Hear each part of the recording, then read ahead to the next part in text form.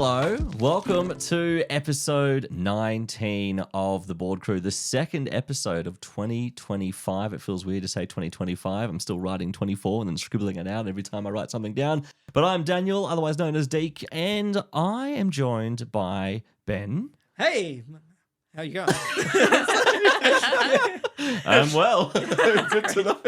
And the other person that you can hear laughing, it's not Bronson, it's not Hockey, it's not Tony, it is Catherine. Catherine. Hello, our very special guest who's joining us, second episode of 2025, and not just because we didn't have people, but because she twisted our arm and said, "You need to get me on the pod. I've got things to say. People need to hear me." All right. We accept cash or check, Catherine. Yeah. It'd be great. I'll sort it out after we hit stop, shall we? Yeah. Bit of diversity. So today, well, I'm going to be having a chat about a game called Beacon Patrol. Ben, what about you? I'm going to be looking at almost a classic game now, I guess. Castles of Mad King Ludwig. It sounds like a classic. And I will be reviewing Daybreak again. Well, yes, to our keen listeners, last episode, Ben labelled Daybreak as his game of the year. Let's get another perspective of this game because I'm still yet to play it and I'm excited to hear your thoughts on it. Keen to give a interested layman's insight I'm going to be crushed to the if you hate game. it. Yeah, this one's for the girls, you know. All right. Well, I was joking at our last games night about what are you doing for International Women's Day? Yeah. Bit of Daybreak, actually. Let's dive right into it.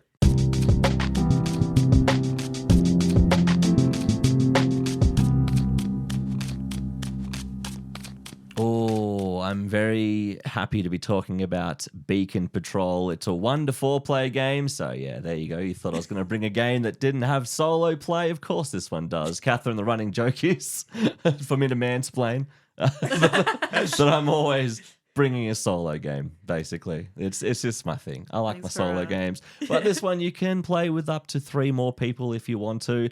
I have played this solo. I have played it with people. And I've had a nice time with it. It is a very, very simple game. It's published by Pandasaurus Games and designed and illustrated by Torben Ratzlaff. I really hope I'm pronouncing that correctly. This is one of those games that you can bring up and teach someone who doesn't really play board games that much pretty easily, because this is a very cruisy kind of Carcassonne version of a game, right? So it's a tile laying game, it's an exploration game, and you're basically chasing points. That's the main goal. You're just trying to get as most points as possible. But when you're playing either on your own or with people, either way, you're all working towards the same goal. And kind of like other games like Just One and things like that, your goal is shared, like your points are shared, and you just try and beat that score every time you play. So Beacon Patrol, like I said, lovely tile laying game. You are, I guess, a boat, an explorer. I guess you are a boat. You're an anthropomorphic boat. I love being a boat. Yeah, who doesn't want to be a boat? Yeah. And I mean, you can name yourself Boaty McBoatface. so, yeah, so you play as a boat, up to 3 players also play as a boat each, and you lay tiles, and you're trying to create this large ocean map, I guess, this aquatic kind of area, and it's filled with... Now, I want to quickly ask you something. Is it pronounced boys or buoys? It's boys. What'd you say? You sound like you combined the two there. Boys. Hey, boys. Is it boys or buoys, Ben? Boys. Oh, I really don't know. All right. I read more words than I say words. I would say boys. Me speak bad. That's why we have a podcast. Yeah. Well, I'll say boys then. We have buoys, we have lighthouses, and we have windmills for expansions and bridges, but that's expansions as well. But the core game is you're setting up this kind of area, you're exploring, and as you're exploring, you're placing tiles that connect to it. So if you have played Carcassonne, you're going to feel right at home with this. So, for instance, you're playing one tile, it might have a buoy on it, and it might have a little island. And once you play it, your boat has to go immediately on it. Now, you have to play your tile next to the tile that your boat is on, so it's always adjacent. You start with 3 tiles. You put all 3 of them down, or as many as you want to. The ones you don't use, you have to discard. So, do I really not have an area where I can place this? Maybe you can't place it because there's some open ocean waters, and you can only connect it to more open ocean waters. You can't put it next to an island, half an island or something like that, because think of it thematically, a boat can't just go through land, it has to go over the waters only. But as you're exploring, you're building islands and you're building lands, and you're sort of creating this lovely map, basically. You're a mini cartographer. And it's just gentle. The artwork is so alluring. It is so lovely to look at. It just has that kind of minimalist, I don't even know, like, I wouldn't say crayon look about it, but it just has a really calming presence. And this is the kind of game. It kind of looks a little bit like Sketch with color. Okay. Like simple Sketch kind of drawings with like hints of color in it. This wouldn't seem out of Like place. Comic Sans sketch. Yeah, I guess so. Yeah, Comic Sans sketch. This wouldn't look out of place if there was an animated show on like ABC Kids or something. It's just a nice, gentle, non-stimulating show. It's a really gentle game. Now, the thing with the tiles, as I explained, so as you put a tile down and you're building more areas, if you have a tile but you just cannot place it next to you because it's an island or something like that and you can't physically go through, you do have acceleration tokens. Now, depending on how many players you have, you can have 4 to 3 or 2 or something like that. And you flip these acceleration tokens over, and that counts as one space, and you can move anywhere adjacent You to the tiles that accelerate you're on. over an island? Oh, not quite anywhere then, I guess. Right, Yeah, back, okay. back through the ocean waters. Yeah. So the whole game is about cooperation. Obviously, if you're playing with someone else, you want someone else to be able to say, oh, I actually have the perfect tile for this. That's an open water tile, and if you connect it to mine, I can make an island over here and, you know, make it all quite lovely. And that's the kind of beautiful cooperation aspect of it all. But what are you working towards? How are you earning these points? Well, the buoys are points. The lighthouses are points. Everything else that has a distinguishable feature outside of the islands are points if you boxed filled it in. in the area. You filled in the area, you've boxed it in, and you're doing that all across the table. This game only takes about half an hour to play. One sad and a bit annoying thing that I've found about it is that you can get the alpha gamer that just says, well, because all your tiles are open, you're all working towards each other. Hey, don't use that tile. Use it next turn. I've got something good for you. And you use that tile, use that tile. There was a little bit of that in our other game, and it's hard to avoid because we all are working towards the same goal. And if someone genuinely is confident and has a great idea, and we're like, yep, you sound like you know what you're doing, let's do that. And we didn't get as many points as we thought. I'm like, oh, okay, maybe I should have just, risked it and done my own thing and tried it out. Lovely game. It is just a very better than okay game to me. This is one of the only times where we're not highlighting a raving review. A lot of the times, well, outside of I think Distilled, you said Distilled was good, but I think we've done a couple that are just okay. Yeah. And I mean, Bronson's done a couple of bad games. he does. He loves them. He loves bad games. He's like how I love The Room with Tony Wiseau. It's a bad film, but it's so good. But it's not a bad game. Yeah. It's definitely not a bad. I obviously bought it, so I obviously must like it. But it's not a game that I'm going to bring out a lot. This is a filler game. It was perfect for the people I played with because a couple of people were brand new to our sort of board game group. And I pulled this out and said, this is super simple to learn. This will give you a half an hour game. They played it. They took photos of it. They enjoyed it. They loved the artwork. And then they said, right, that's me done. And then they went home. But I don't think it was because of the game. I think that's something else to be. But it is a nice, gentle kind of game like that. You could play this. I can see you playing this on your own on like a Sunday morning with some tea or something like that, or with some friends on a lazy Sunday afternoon, and you're just sort of cruising through. You're playing a soundtrack. I mean, you're listening to some music where it's just gentle, maybe a bit of John Mayer. Enya, Sail Away or Yeah, something. yeah, and it would be Yes. perfect. If you have anything, it does really, it creates that visual imagery of you're just sitting on the beach and you're just playing this lovely game. It's a holiday game, I'd say. It would be great for a holiday, but it is just okay. I'm keeping it predominantly because my son, who's 4, likes playing it, not by the rules because he's 4, but he likes getting the boats and he likes creating tiles and then going through them. And, that's a mechanic that he's going to learn one day with actual board games. So that's why I've kept it around. It's nice enough. And I like it. But the illustration is just beautiful. I love it. I love looking nice at time. it. If you wanted to play it, I think there's a digital version of this on Steam, or at least it's coming out soon. Maybe there's a demo. But, nothing beats physical copies. And that's Beacon Patrol. Lovely. The whole time you were talking about that, I was thinking, have you ever played Dorf Romantic? No, but I've seen it several times. Yeah. I don't know. I wonder if there is an analog version, so to There is, speak. and it won Game of the Year. It won Game of last the Year. Somebody else's goatee, hey? Yep.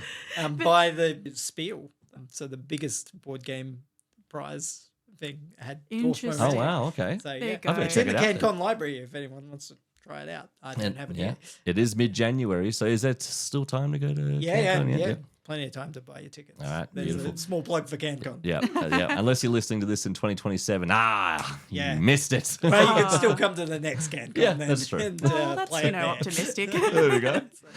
Beacon Patrol. Would you play this, Ben? You reckon you'd give it a go? Yeah, I think so. My question is, what does more players add? That's the thing, really. It's Is kind this of like just a solo game that you can play with friends? yeah, it's kind of like Sprawlopolis, and I had the same critiques with Sprawlopolis. Is it feels like a solo game, and branching it out to having other people play it with you just feels like, look, I need you to place this tile because otherwise that's not going to be. I don't know. It feels like it's a solo game, like you said. You summarize it perfectly. That you can play with others. Yeah, I think it's better to play on your own, but you know, it's nice enough to introduce to other people.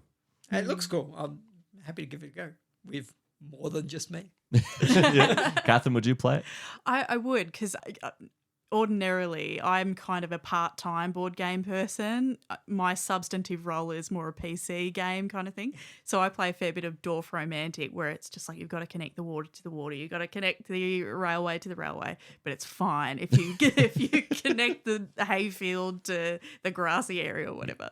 But yeah, I would say so. But I just couldn't help but think just now, this feels like a game you'd find in an occupational therapist's office. Yeah, you know what? That could be where it exists, or at least Yeah, 'cause, might like, belong. teamwork It's a and- really it's non-stimulating in the sense that it is calming, but you can overthink it and you can get a little bit frustrated. So I guess it's in the middle. Yeah. Has some tension, but it's not like yeah. critical. Like, I really need this one particular tile to come up, and if you don't get it, I don't know what to do now. I'm stuck. Yeah. I don't know. I'm going to have to lose a turn to move too far away and things like that. I would play this game. I find I usually come to board games group and it's the end of the work week and it goes quite late sometimes. So I find I've got quite low cognitive bandwidth.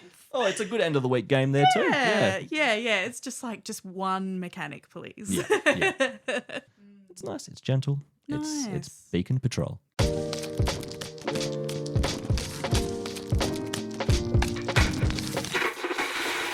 Yeah, well, you know, Ben's goatee, I guess, of 2024 is Daybreak. And I've got to say, it's probably the best time I've ever had while confronting really acute existential dread. Is Yeah. that like a top 5 list or something though? Oh, I don't know. I think there probably is somewhere. I recall playing a board game where you had to rank bad things that could happen Oh, yeah, numerically. Yeah. Yeah. And I'm really good at that kind of game, it turns out. But anyway, yeah, Daybreak is a co-op game, and I quite like a co-op game because as I've said, you know, I have very few brain cells left online.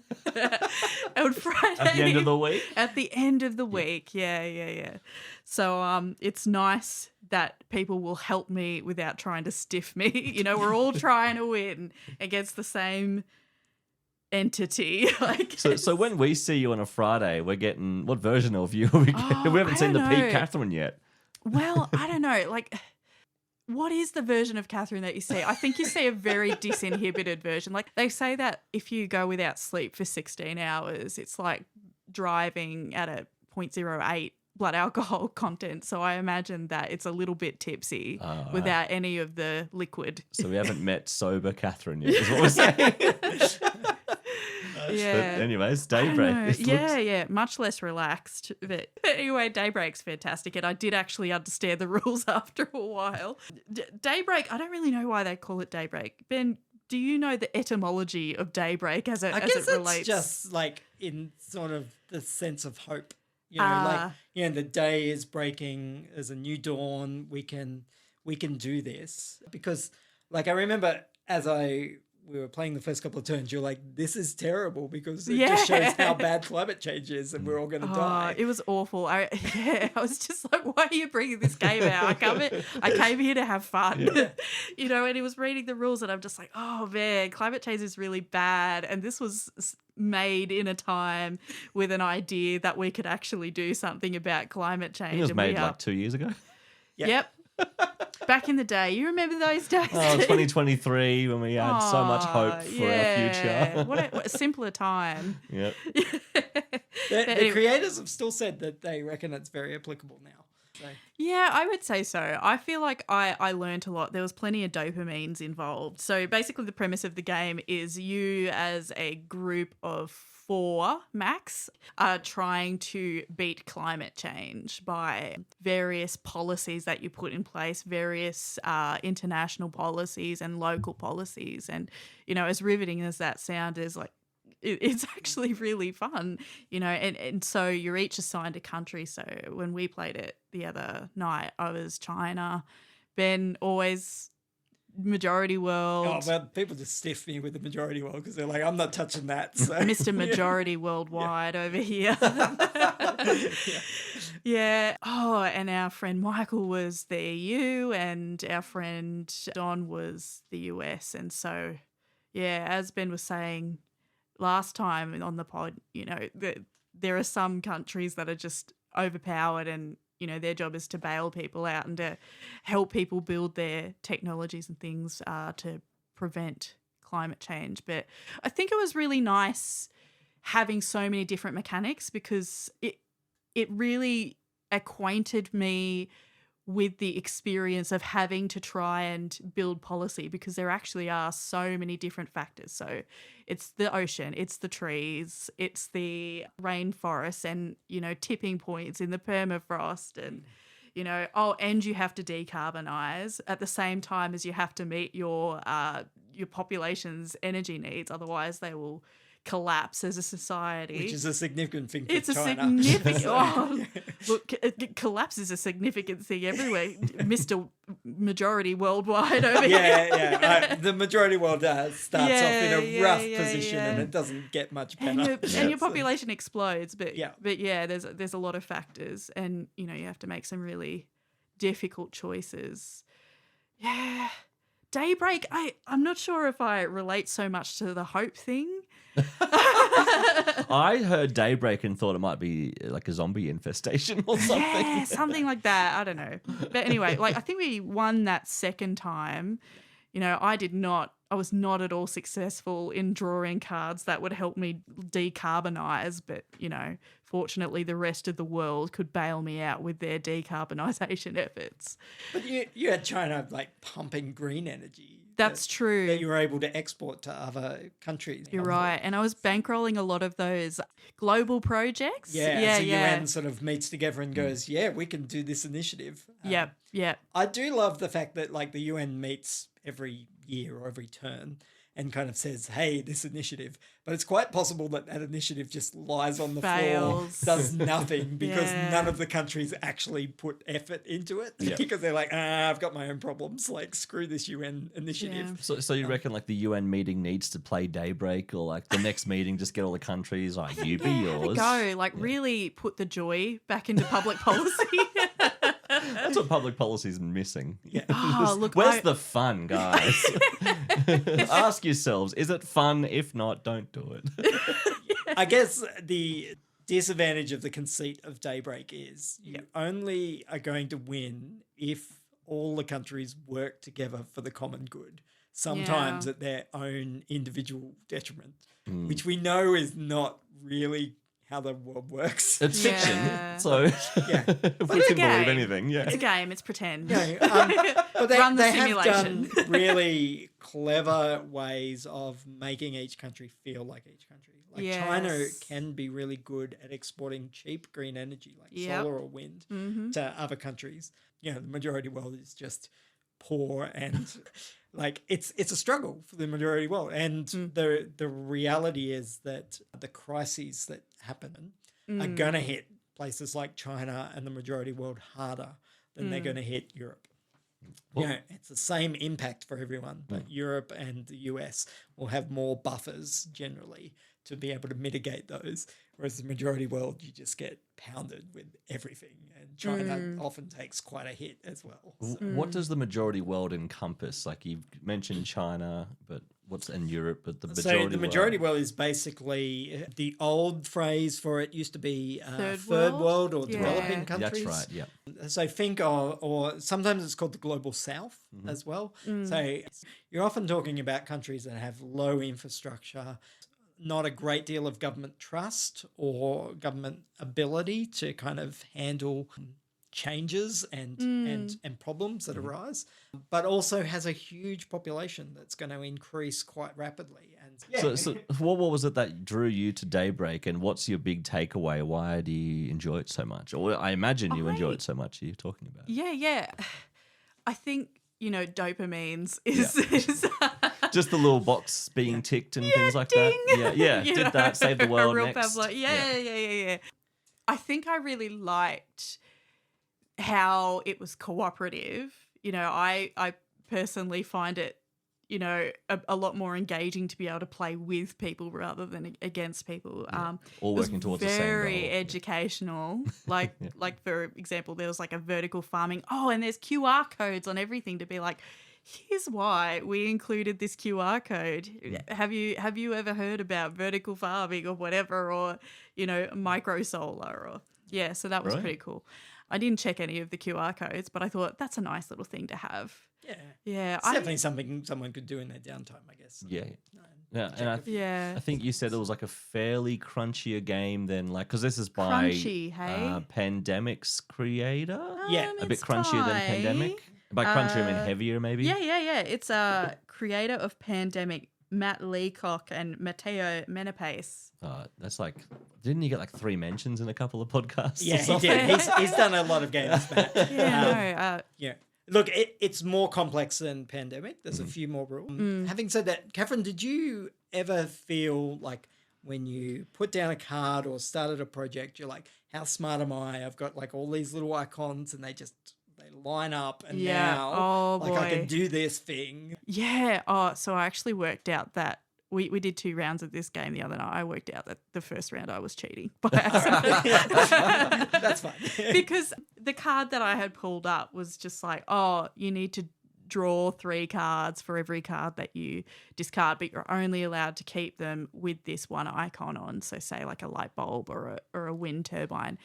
I completely forgot about you're only allowed to keep such and such. Yeah, right. So there I was, just with this huge sort of deck in front of me, just you guys, I'm rolling in green energy at the moment.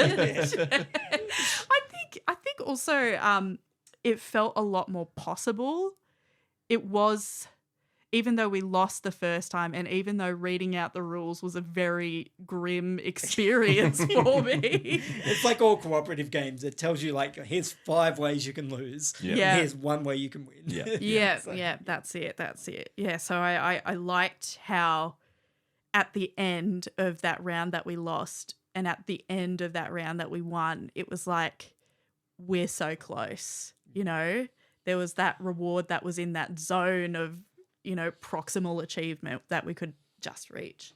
And so that was really fun. I think though, I was telling Ben, well, kind of jokingly, I would normally not advocate for playing on the side of climate change. But don't play the villain? Yeah, how do you play a Mazare version of this game? Because I'm assuming the fossil fuel industry get to be. I mean, they come out in the crisis cards. Occasionally you have fossil fuel industry does this and you're just why? Yeah.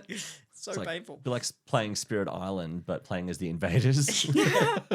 Those pesky gods, we're just trying to build here. Yeah, that's right. I would have gotten away with it too if it weren't for those meddling kids. Yeah. I did really love how this game had these sort of external non-ecological factors involved. So, for example, riots were a thing. You can have your population go into crisis because of lack of energy. It's choices matter, but also you have these pre-existing things called resilience. So you have things like social resilience and infrastructure resilience. And I think that was a really important thing to view climate change and climate change policy in a holistic way, because all of these things aren't happening just in reference country. It's happening in a real country per se, fictitiously, of course. But yeah. But with actual problems that you need to solve. Yeah. You can't just be like, that's it. oh, let's just decarbonize and like, okay, we're shooting all your cows. Deal. Yeah, there you go, guys. Enjoy grass. Yeah. But like you know, like it happens in context. Like the ecology is not just the biome. The ecology is the social ecology as well. You know, it's the political ecology, or the international ecology is the ecology. I understand what you're talking about. Yeah, totally, Dee. You're a smart man with your media and communications.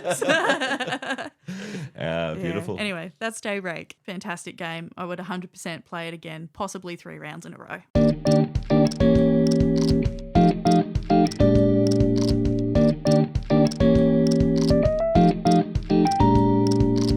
Okay, final game we're talking about tonight is The Castles of Mad King Ludwig, which sounds far more sinister than this game is. It sounds mad. Yeah. This is by Ted Alspach and is published by Bezier Games.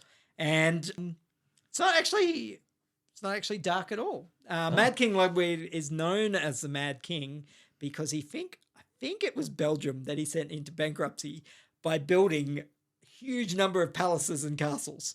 Yeah. In fact, if you know the Disney castle, that classic kind of castle, that is one of the Mad King Ludwig's castle. It's designed off one of his castles that he built. Anyway, he built so many castles across Belgium. I think it was Belgium. Maybe Future Ben will correct that. He'll be like, you idiot, it was Denmark or something. It was Disney himself. Yeah. It's in the Benelux there, okay? So Future Ben here. It's actually Bavaria, not Belgium, and it's in southeast Germany, not in the Benelux. But back to the show. He built all these wonderful castles. And so in this game, for 1 to 5 players, I haven't played it once. Solo. Yeah. You're going to be creating your own castle. And this is a great game where you're going to get a number of tiles, which will be different rooms in the castle. So maybe it's a ballroom, or it's the buttery, or maybe it's a bowling alley, or it's the... Bowling alley. Yeah. What's a buttery? Do you make butter?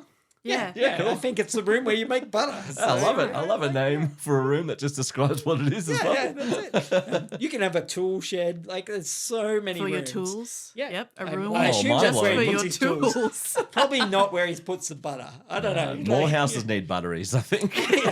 I would love to have a big enough house to have a buttery. In a bowling alley. Wow. Next to In a each other. bowling Same alley. room, maybe. Not too late. Well, see, that's the thing. You probably don't want your buttery next to your bowling alley. I don't. Because the bowling alley will make lots of noise, which means the people making butter might be disturbed by the bowling alley. I wonder if, because you know how sound is vibration moving, you know, through. I wonder if the sound of the from the like crashing of the pins. I wonder if that Makes disturbs. No, I'm wondering if it makes worse like butter. if like Well, during in the game, if you put your bowling alley next to the buttery, I'm pretty sure you would lose points because you would have an activities type room next to a food type room, and activities type rooms makes noise, and so various kinds of rooms don't like being next to activity rooms. Whereas if you put the buttery next to probably another food room, because the buttery just makes butter that could be gone into, say, the kitchen, then you get extra points for having that.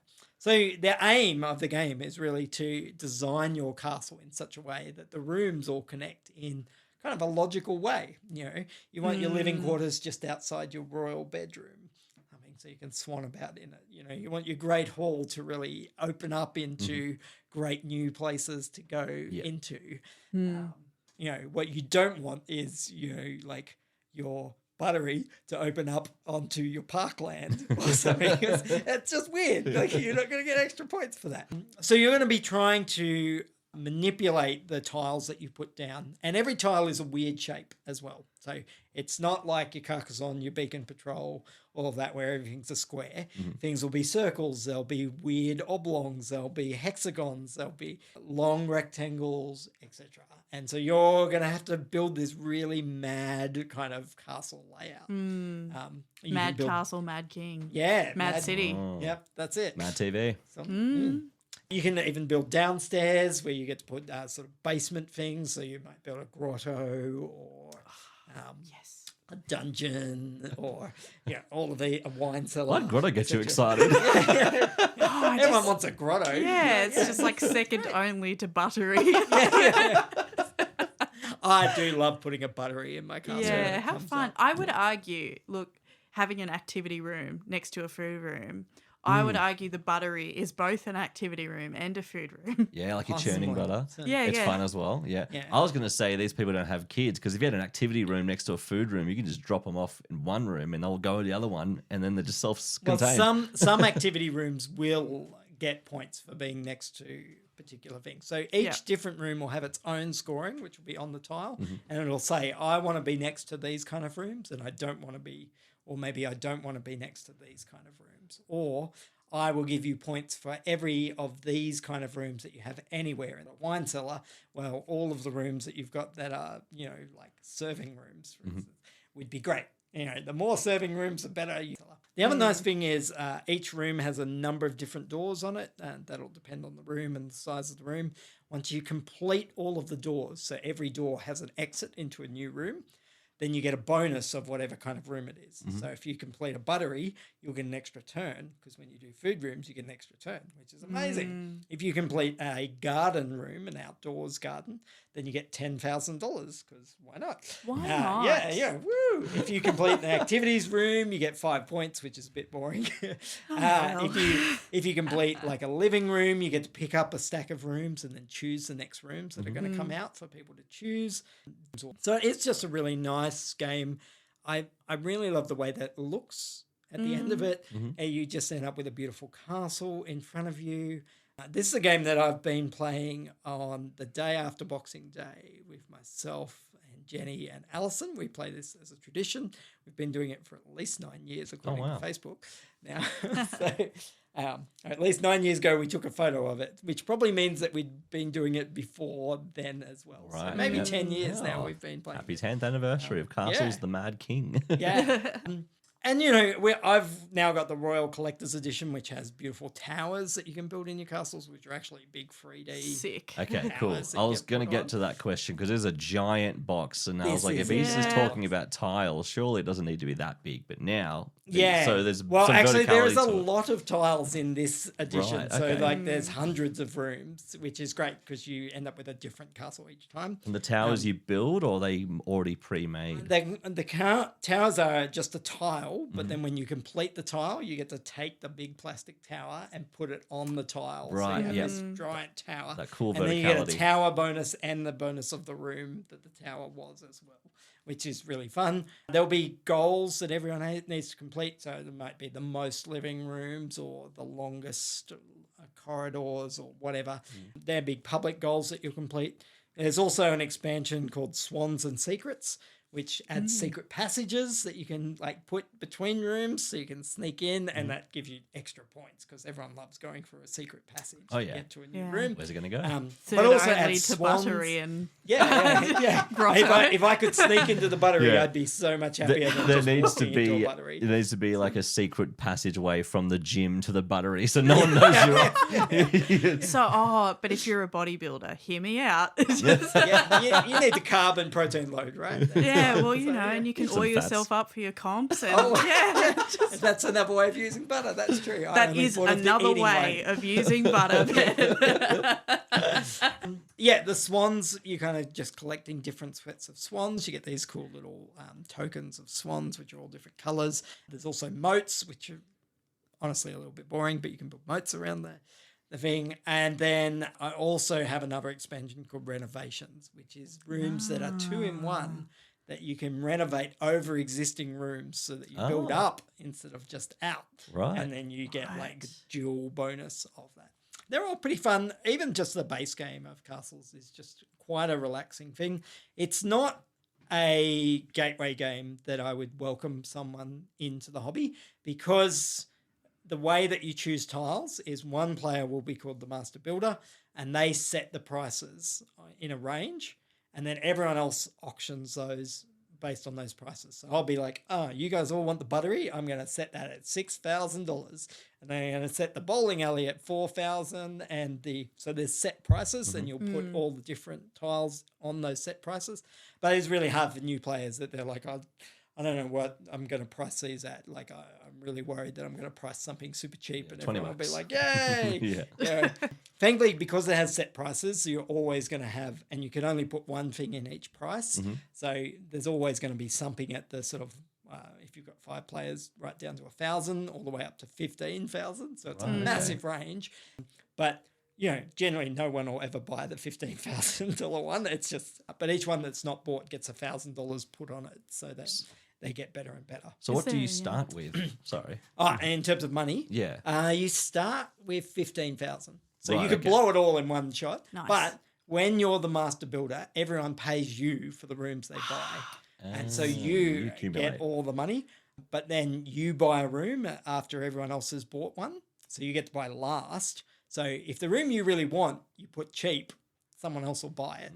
But if you put it really expensive, you have to pay the bank that amount. So if you're like, I'm going to have this buttery and you guys won't, I'm putting it at 15,000. You can get it, but you'll pay 15,000. So often it's that tricky thing of you're like, I want the buttery, they want the buttery.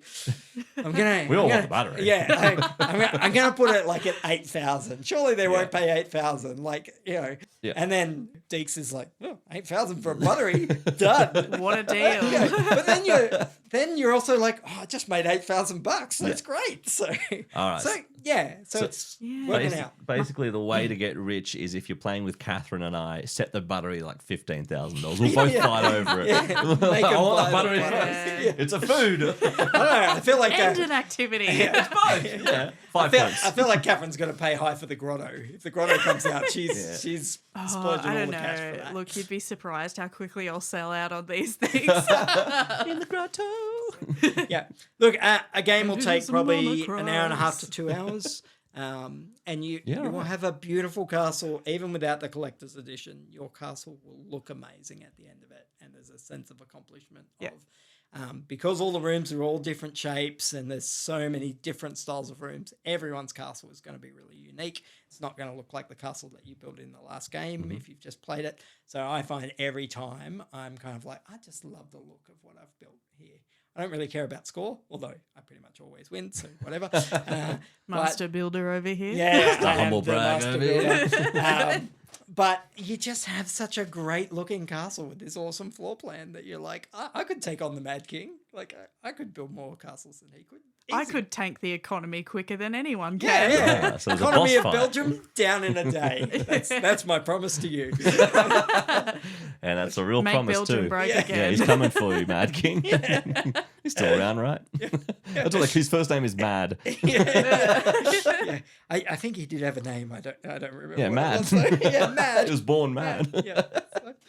Apparently, like he's angry. Well, Ludwig. Mad King Ludwig. So I guess his name was Ludwig. I don't know whether that's his last or first name.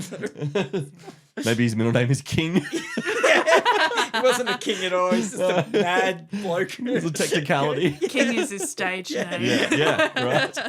Everyone's like, why are we letting him build all these castles with the national budget? Yeah. So, Castles of Mad King Ludwig. Highly recommend. 3 games, 3 seemingly... I was going to say there's tile laying similarities between Castles and Beacon Patrol. There's not much tile laying in Daybreak, is there? No, not so much. Just like, what is it? A deck building game? Is that what it? I think the technical term is a card tableau. Because you build a tableau of cards, like an array of cards in front of you that you sort of build in stacks. And Gotcha. Yeah. So I guess like the code for that is build. Yeah, I guess so. Yeah. Well, what we I usually- mean, you build in castles and in Daybreak. I don't That's know true. if you build in Beacon Patrol. I guess. terraform. You explore. And I guess in a roundabout way, you can get to it. But what we usually do at the end of an episode is we basically say which game would play out of the three, which one would be our top pick. And I would say, even though I own Beacon Patrol, I gave a kind of lukewarm review. Daybreak has to be up there for me. I'm really interested in playing it. I don't know. I think I'm in the minority. I don't know what the kind of just cultural zeitgeist is around Pandemic, but I love the Pandemic game. The original is really, really fun. So I'm really sold interested. a lot of copies. Like it's a solid game. Unless you don't like co-ops, which to be fair, a lot of board gamers are kind of like, I'm in it for the blood. Yeah. I think it's pretty universally loved by people that like Pandemic. Oh, good. Well, then I definitely want to play Daybreak. What about you, Catherine? Certainly, You can choose your own game. You can say, your games suck, guys. That's why I chose Daybreak. Oh, look, I came in loving Daybreak. I'll probably continue to love it for a little bit longer until the Earth gets too hot IRL. Yeah. It will be too hard to play when the Earth is no more. Yeah, right. Although paper only unfortunately, burns it's at all very Fahrenheit flammable 451. because there's no plastic. Oh, yay and Yes. boo, I guess. Yay!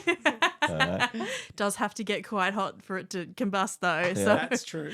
And Yeah. Ben, are we going a hat trick for Daybreak? I mean, Yeah, it was my game of the year last year, and I'd already played Castles at that point. So, yeah. Look, I do love a game of Castles, and I'm always up for that. I'm keen to try out Beacon Patrol. Beautiful. Well, Catherine, thank you so much for joining thanks us. for having It's me. been great to have you on. Yeah, second episode of the year, special guest. I mean, we're ramping it up in 2025. We're shaking Ooh-wee. things up. Who knows what's going to be on the next fortnight's episode? Only going to get better, for sure. That's our promise to you. Yeah. Our audio quality's gotten better, so, Yeah. things are increasing all the time. I'll talk to you again at same time whenever I'm back on, basically.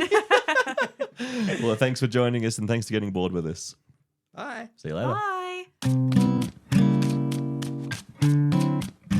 This has been another episode of The Board Crew. Thanks for listening. Join the conversation by rolling over to our socials. Just search The Board Crew on Facebook.